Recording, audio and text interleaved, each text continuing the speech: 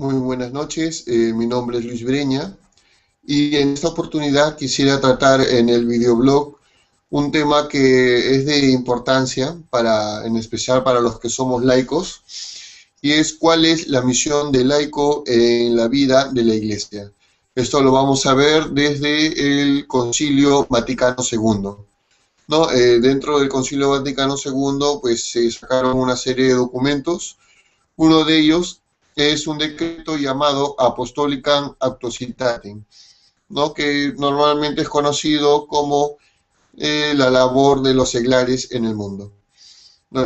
Entonces, eso es lo que vamos a ver ahora. Para eso quisiera explicar qué significa la palabra laico o seglar, y es simplemente todo fiel que pertenece a la iglesia, que no pertenece al clero, ¿no? En este caso, por ejemplo, yo, Luis Breña, soy bautizado por la iglesia y no pertenezco al clero, o sea, soy un laico, ¿no?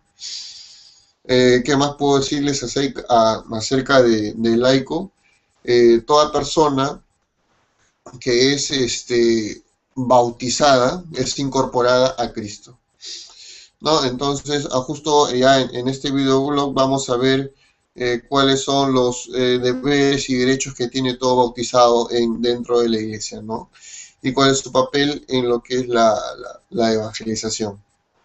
Especificar que toda persona que es bautizada de por sí tiene el sacerdocio común, ¿no? El sacerdocio común que nos hace sacerdotes, reyes y profetas, ¿no? El sacerdocio común lo tenemos porque participamos del sacerdocio de Cristo.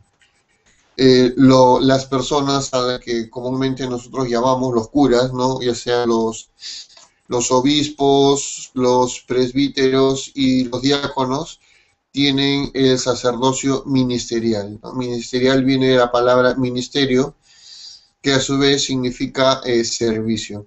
Entonces, el sacerdocio ministerial es un sacerdocio al servicio del pueblo de Dios. O puede decirse también que el sacerdocio ministerial es el sacerdocio al servicio de los que tienen el sacerdocio común. Vamos a ver cómo estos sacerdocios se complementan. Entonces, para eso me gustaría ya mostrarles, voy a compartirles un documento, el documento Apostólica Actuositatem. A ver.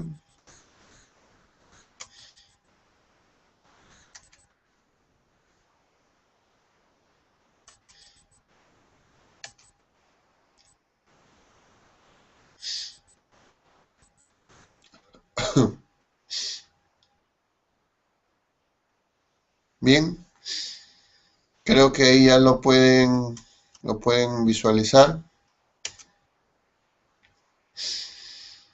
El documento Apostólica Actuositatem está dividido por capítulos. El primero es lo que se llama el capítulo 1, vocación de los laicos al apostolado. Está dividido por una serie de temáticas. La primera es la participación de los laicos en la misión de la iglesia, ¿no? De ahí bajamos un poco, vemos cuál es el fundamento de apostolado seglar. Y esto es muy importante. Esto sí lo voy a remarcar para que podamos tenerlo en cuenta.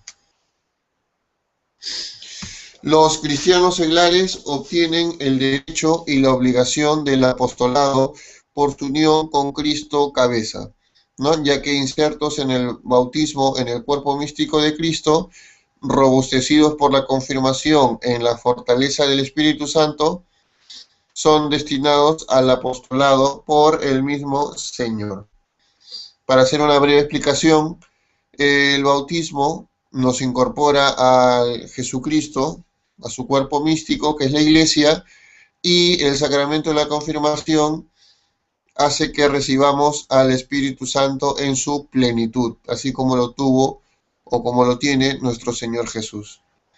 Entonces es por eso que tenemos este derecho y a la vez obligación de evangelizar. Los seglares son consagrados como sacerdocio real y gente santa, ¿no? Como lo dice la primera carta de Pedro, capítulo 2, versículos del 4 al 10. Es por eso que al sacerdocio común se le llama también sacerdocio real. Dice, para ofrecer hostias espirituales, o también hostias puede ser traducido como sacrificios, ¿no? Para ofrecer sacrificios espirituales por medio de todas sus obras y para dar testimonio de Cristo en todas partes del mundo. La caridad es como el alma de todo apostolado. Se comunica y se mantiene con los sacramentos, sobre todo de la Eucaristía. Acá sí quisiera hacer una breve explicación de a qué se refiere el documento con ofrecer sacrificios o hostias espirituales por medio de las obras de los seglares. Como todos sabemos, ya sean los obispos o los presbíteros que tienen el sacerdocio ministerial, ellos son los que celebran los sacramentos, ¿no? En especial el sacramento de la Eucaristía, en el cual se ofrece como ofrenda única y perfecta a Jesús. Los laicos, por tener el sacerdocio común, podemos participar de los sacramentos, podemos participar de la celebración eucarística. ¿No? Y no solamente eso, sino de que todas nuestras obras que hacemos en el día a día, podemos ofrecerlas en la Eucaristía misma. ¿Para qué? Para que esas obras que nosotros presentamos ante el altar de Dios, que pueden ser pequeñas, que pueden ser imperfectas, al unirse al único sacrificio de Jesucristo, se hagan perfectas, ¿no? Y sean agradables a Dios Padre. Entonces, ese es el sentido de ofrecer nuestra vida a Dios. Para el católico, este ofrecimiento de nuestras obras se hace de manera concreta, ¿no? Y real en la Eucaristía. Vamos a continuar con el documento. ¿No? La espiritualidad seglar en el orden del apostolado. Vamos, de ahí que más el documento está dividido en otras partes. Vamos a ver.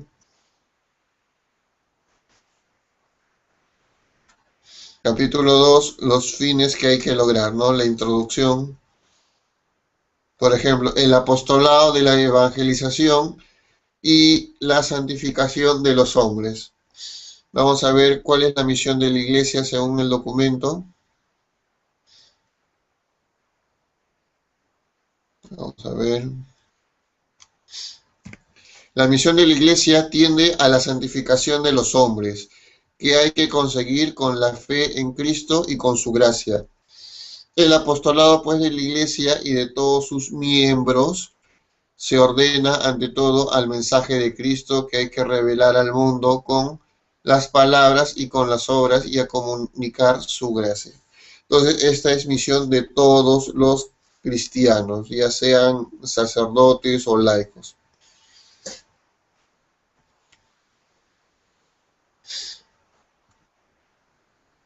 Acá vemos también que dice, esto se realiza mediante el ministerio de la palabra y de los sacramentos encomendados al clero. Hay que tener en cuenta esto, ¿no? El documento dice que es al clero a quien se le encomienda de manera especial el ministerio de la palabra, vamos a ponerlo así,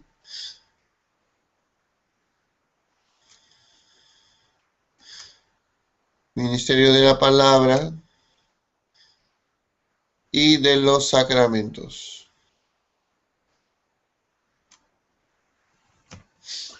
Y los laicos tienen también un papel importante porque son cooperadores de la verdad, acá lo dice. No cooperadores de la verdad. Entonces, de una u otra manera, los laicos también pueden ejercer una función en el ministerio de la palabra y también pueden cooperar con la parte sacramental, ¿no? Un ejemplo concreto, las personas o los laicos que llevan la comunión a los enfermos, ¿no? Eso puede ser un ejemplo claro. Entonces, seguimos con el documento. ¿no? La instauración cristiana del orden temporal. Acá vamos a ver qué es lo que entiende la Iglesia por el orden temporal. Dice, en el plan de Dios sobre el mundo, o está en el plan de Dios sobre el mundo, que los hombres restauren, concorde el orden temporal de las cosas y lo perfeccionen sin cesar. Ahora vamos a ver qué es el orden temporal. Dice, puede ser todos los bienes de la vida, la familia. Vamos a ver acá.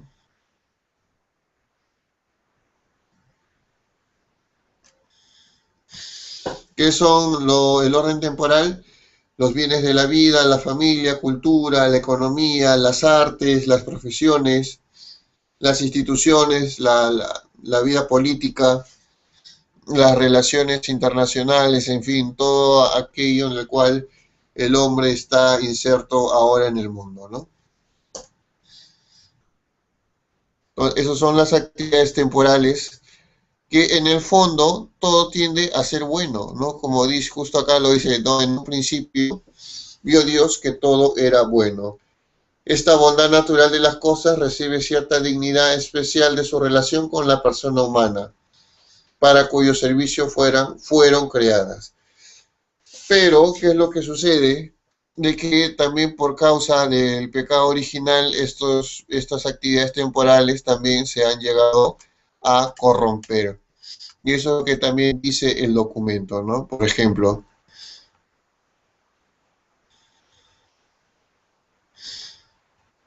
acá está. Vamos a leer esta parte. Dice, en el decurso de la historia, el uso de los bienes temporales ha sido desfigurado con graves defectos, porque los hombres afectados por el pecado original cayeron frecuentemente en muchos errores acerca del verdadero Dios, de la naturaleza y del hombre, y de los principios de la ley moral, de donde se siguió la corrupción de las costumbres e instituciones humanas, ¿no? Y la no rara conculcación de la persona del hombre. Entonces, lo que nos pide la Iglesia es que estas actividades temporales, que debido al pecado original también pueden llegar a llegar a ser corrompidas, el hombre, o en este caso el laico, tiene que santificar el orden temporal del mundo. Como les dije hace un momento, una manera de santificar los bienes o las actividades temporales es ofrecerlas en el sacrificio de la Eucaristía. ¿No? Esto es algo muy importante. Es algo que tal vez no lo valoremos en su real medida, en su justa dimensión. Por ejemplo, como un dato importante y a la vez curioso, en los primeros siglos de la Iglesia, ¿no? Cuando se celebraba la misa o la Eucaristía, acuérdense que en la misa está dividida en dos partes, ¿no? La liturgia de la palabra y la liturgia de la Eucaristía, ¿no? En la liturgia de la palabra es lo que son la primera parte de la misa, el tema de las lecturas, ¿no? Y que termina pues con la proclamación del Evangelio, la homilía, ¿no? Y los domingos con el credo. Y a continuación ya empieza lo que viene a ser la liturgia de la Eucaristía, ¿no? Con el ofertorio, la plegaria eucarística, la comunión. Entonces, antes ya para empezar la liturgia de la Eucaristía existía lo que es la lectura de las peticiones, ¿no? Lo que ahora se conoce como la lectura de las peticiones, pero antes recibía el nombre, incluso ahora todavía queda el nombre de la oración de los fieles. ¿Por qué la oración de los fieles? Porque en esta segunda parte de la misa, en la liturgia de la palabra, solamente podían estar presentes los fieles, o sea, los bautizados. En otras palabras, los catecúmenos, o sea, los que estaban preparándose para recibir el bautismo y personas que no estaban bautizadas se retiraban, ¿no? Salían del recinto, del lugar de donde se celebra la Eucaristía, y solamente quedaban los fieles para empezar con la oración de las peticiones, ¿no? Por eso pasó a llamarse la oración de los fieles. Y ya pues en esta segunda parte, cuando se celebraba la Eucaristía, los cristianos presentaban sus ofrendas. Entonces, en un sentido espiritual, las ofrendas también puede ser toda nuestra labor cotidiana, ¿no? Lo que hacemos en el día a día.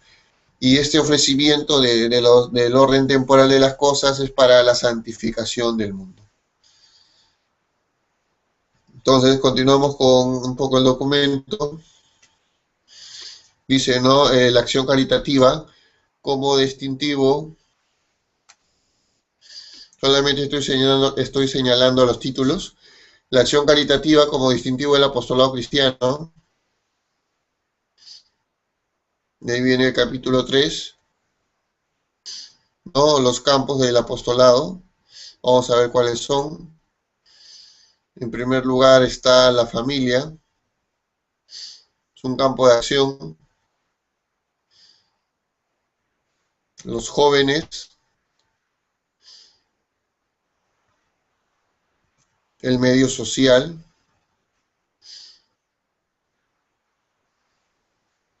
El orden nacional e internacional. A ver, creo que subrayé algo que no debí. Esto es lo que debo subrayar. El orden nacional e internacional. Todo lo que tiene que ver con la sociedad, con el ordenamiento civil. ¿No? Varias formas de apostolado. A ver, antes que nada, disculpen. Vamos a... Me gustaría un poco explicar esta parte del orden nacional e internacional. Por ejemplo, ¿qué es lo que dice el documento? Algo muy importante, ¿no? Que ser católico también no entra en contraposición con ejercer nuestra labor de ciudadanos. Para eso voy a marcar esta parte. ¿Qué es lo que dice? Por ejemplo, ¿no? En el amor a la patria y en el fiel cumplimiento de los deberes civiles, siéntanse obligados los católicos a promover el verdadero bien común y hagan pesar de esta forma su opinión para que el poder civil se ejerza justamente a las leyes y respondan a los principios morales y al bien común. Por ejemplo, es en base a esto que muchas veces los católicos, por ejemplo, en temas como el aborto, la unión civil o el matrimonio homosexual, los católicos desde su fe tienden a manifestar pues su opinión, ¿no? En este caso, por ejemplo, en el tema del aborto, un tema de rechazo al aborto.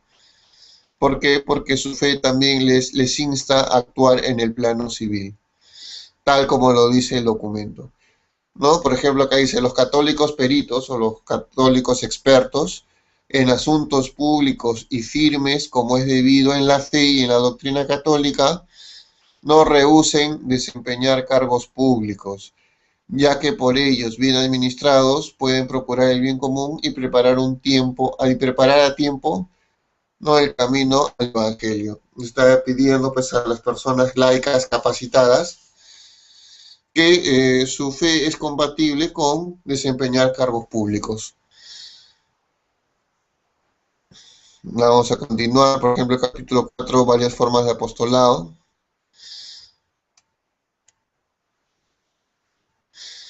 En cuanto ahí existe lo que es el apostolado individual, o sea, una persona, o sea, yo como laico, ¿qué puedo hacer para evangelizar el mundo a través de mi testimonio en mi trabajo, de mi testimonio como en mi familia, entre mis amigos? Pero también más abajo el documento habla acerca de asociaciones de laicos, ¿no? Por ejemplo, ¿no? Lo que son conocidos ahora los movimientos católicos, movimientos laicales, ¿no?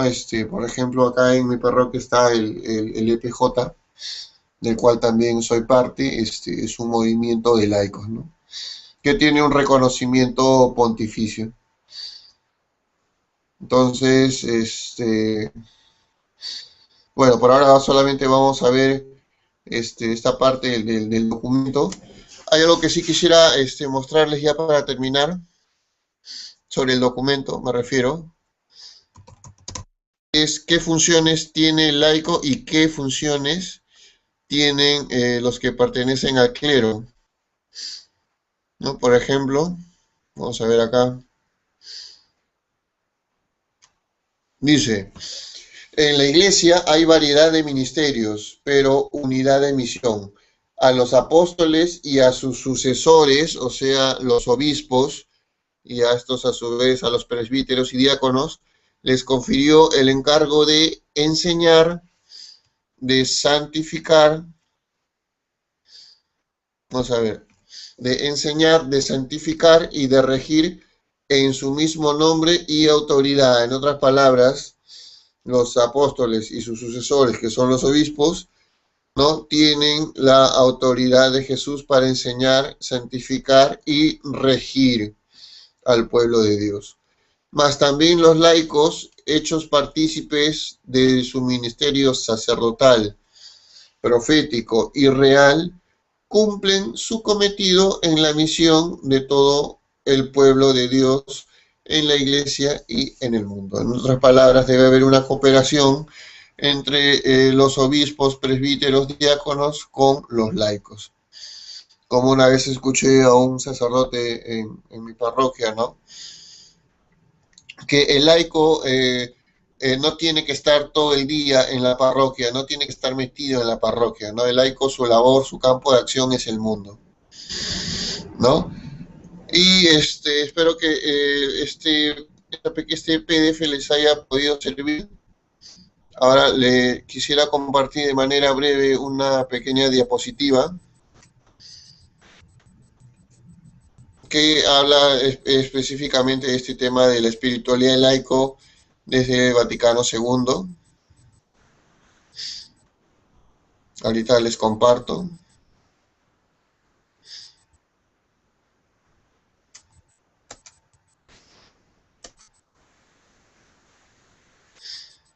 Vamos a abrirlo.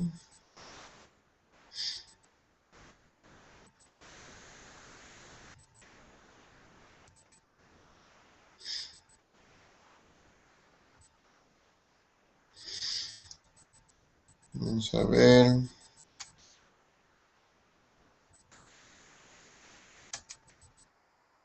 Bien, vamos a...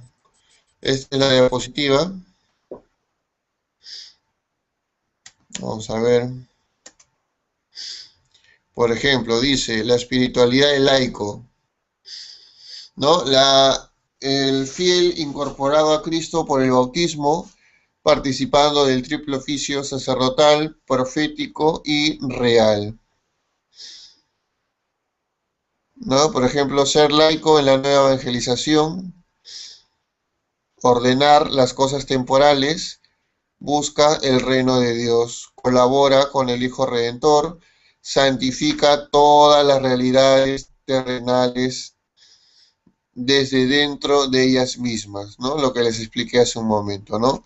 Colabora con el Dios creador. ¿No? Que hay una gráfica, por ejemplo, ¿no? Que es ¿qué es lo que es un laico, ¿no? Es profeta, sacerdote y rey por el bautismo, tiene la vocación a la santidad, esto es muy importante, todo laico tiene vocación a ser santo, y lo hace a través, esta vocación lo ejerce a través de la oración y de los sacramentos, en especial de la Eucaristía, ¿no? Son los medios para que tenga una espiritualidad laical configurada con Cristo. Participación de la Iglesia, ¿no? Lo hace a través de su bautismo y su confirmación, y algunos con el sacramento del matrimonio. Tiene ministerios y funciones en la palabra, el culto y en la comunión, ¿no? Por ejemplo, ser ministros de la palabra, llevar la palabra o a través de la catequesis, pertenecer, no sé, pues al grupo de los lectores, llevar la comunión a los enfermos, ¿no? Eso, a eso Puede ser las funciones que tienen los laicos, ¿no? La acción social. Hay que tener muy presente, y esto quiero remarcarlo con fuerza, hay que saber valorar nuestro sacramento del bautismo y de la confirmación, ya que estos dos sacramentos hacen que podamos ejercer también de manera plena nuestro sacerdocio común. No, yo creo que tal vez falta más literatura acerca del sacerdocio común de los fieles gracias al bautismo y a la confirmación, ¿no? Y también en el matrimonio, ¿no? Cómo ejercer nuestro sacerdocio común desde la vocación matrimonial. Los campos de apostolado a los laicos no puede ser de manera individual o asociada. Puede ser en la parroquia, en la diócesis y en las misiones de la Iglesia Universal, o sea, en todo el mundo, como dijo el Papa, ir a las periferias existenciales. Un católico no puede quedarse en la parroquia, no tiene que salir hacia afuera.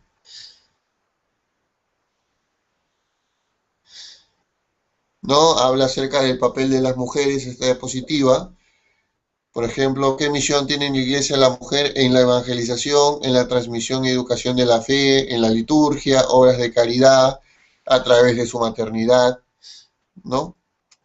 Son los agentes de los laicos, puede ser agente pastoral en su matrimonio, en su familia, ¿no? Con niños, con ancianos. El laico, ¿qué necesita? Tiene que redescubrir su identidad, tiene que redescubrir su misión propia, tiene que ser misionero y evangelización como toda la iglesia, tiene que formarse, y esto es muy importante. Laicos, fórmense, estudien, lean la Biblia, lean el catecismo, lean los documentos del magisterio, lean la historia de la iglesia, es muy bonita, es muy interesante. Claro que sin descuidar su formación profesional, ¿no? Pero siempre es bueno formarse pastoralmente y también académicamente. Vivir de una fuente espiritual, proclamar una clara doctrina en lo eclesial conforme al magisterio de la iglesia y en lo secular, ¿no? Tanto en los ámbitos de la política, de la economía, en fin, tener una postura clara, ¿no? Desde tu fe cristiana, católica. Bueno, por ahora voy a dejarlo ahí. Espero que les haya servido este. A ver un momento, voy a quitar.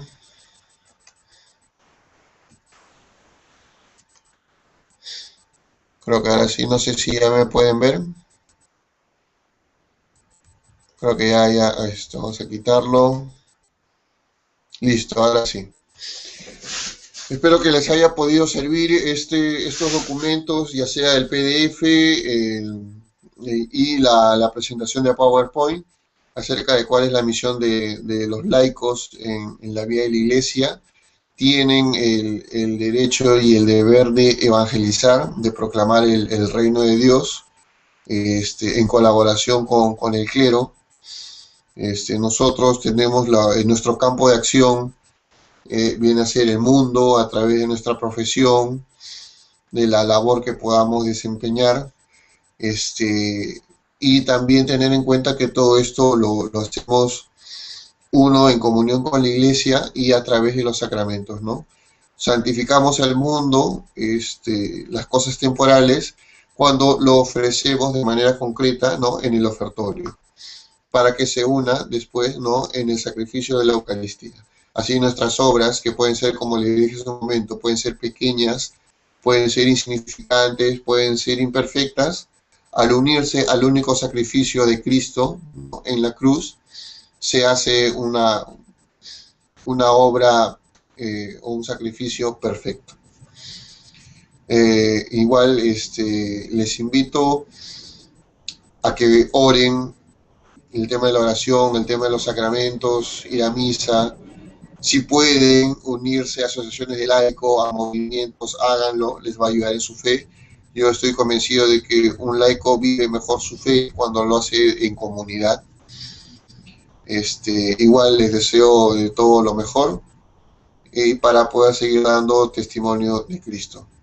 Muchas gracias. Si este video les ha gustado, denle like a mi video en YouTube. Pueden encontrarme también en mi blog, que ahí les he dejado la dirección, Iglesia de Cristo Digital, blogspot.com. Muchas gracias.